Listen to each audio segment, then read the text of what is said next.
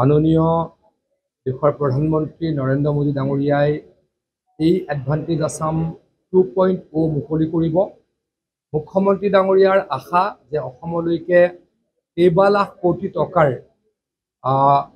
Industrial package বা প্ৰপ'জাল আহিব আৰু পৰৱৰ্তী সময়ত ইণ্ডাষ্ট্ৰিয়েলাইজেশ্যনে অসমত ত্বৰান্বিত গতি লাভ কৰিব। আমাৰ টাটা ছেমিকণ্ডাক্টৰৰ কথা সকলোৱে জানে, ঠিক তেনেকৈ বহুখিনি ইণ্ডাষ্ট্ৰি অসমলৈকে অহাৰ কথা চলি আছে।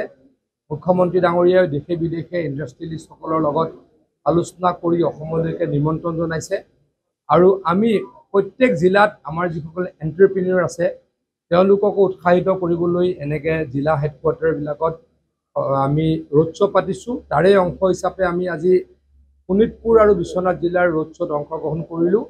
আমাৰ যিসকল এণ্টাৰপ্ৰিনিয়ৰ বা ইণ্ডাষ্ট্ৰিয়েলিষ্ট তেওঁলোকে কি সমস্যা ভুগিছে বা কিবা তেওঁলোকৰ অসুবিধা আছে নেকি এই বিষয়ে আলোচনা কৰিলোঁ আৰু চৰকাৰৰ ফালৰ পৰা কি কি সুবিধা দিয়া হ'ব তাৰ কাৰণে আমি প্ৰেজেণ্টেশ্যন দিলোঁ।